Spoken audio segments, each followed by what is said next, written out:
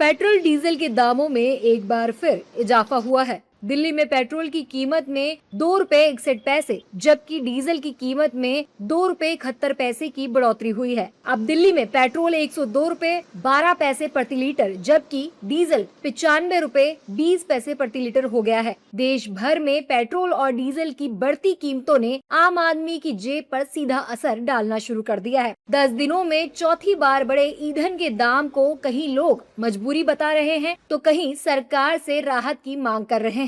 राजधानी दिल्ली में लोगों ने कहा कि सरकार को अब कीमतों पर नियंत्रण करना चाहिए। क्या फर्क तो पड़ रहा है, जैसे यार जो टैक्सी ड्राइवर हैं ये सब अभी न्यूज़ नहीं देख रहे, तुम धरना दे दिया वहाँ पर ऑटो वालों ने, रेट तो बढ़ गया और फिर बंदों को पैसे उतने देने पड़ रहे हैं, ऑटो वालों को पैसे उतने ही मिल रहे हैं किराए के, तो वो कह रहे हैं किराया बढ़ाओ क्योंकि पेट्रोल कितना बढ़ता जा रहा है। तो भाई कुछ तो एक्शन लेना पड़ेगा, अभी तो बढ़ेगा और बढ़ेगा।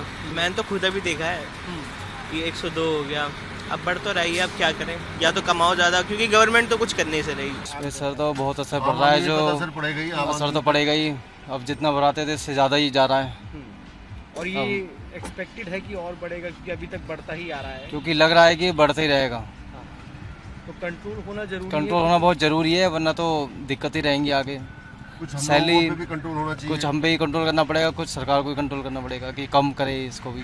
यूपी के गौतम बुद्ध नगर जिले के ग्रेटर नोएडा में लोगों ने पेट्रोल डीजल के बढ़ते दामों पर नाराजगी जताई है। लोगों का कहना है कि महंगाई लगातार बढ़ रही है और आम आदमी के पास इसे झेलने के अलावा कोई दूसरा विकल्प नहीं है। सभी दुखी हैं इससे, तो सभी दुखी हैं यार। जहाँ पहले 1 लीटर में काम हो जाता था अब और एक्स्ट्रा पैसे जा रहे हैं।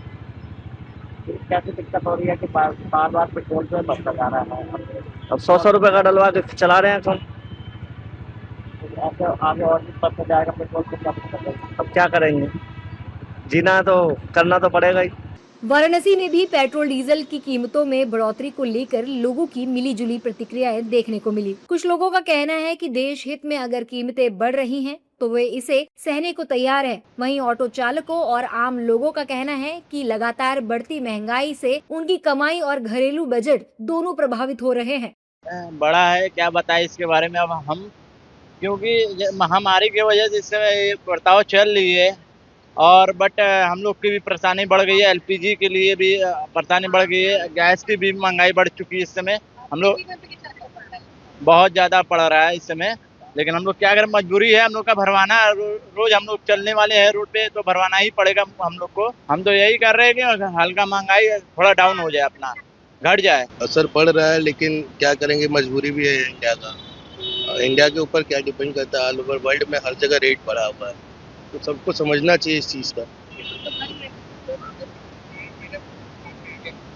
पड़ रहा है, असर तो पड़ रहा है, लेकिन क्या किया जाएगा। अपना भारत का इकोनॉमी को भी देखते हुए अगर बढ़ रहा है रेट तो बढ़ रहा है, कोई बात नहीं, ठीक है। मांग यही है कि अपने हिसाब से पेट्रोल वगैरह मिलता रहे, जो रेट तो अगर बढ़ रहा है तो ठीक है, इस चीज़ को क्या बोला जाए। उस हिसाब से लोग काम भी कर रहे हैं तो महंगाई तो बढ़ेगा ही।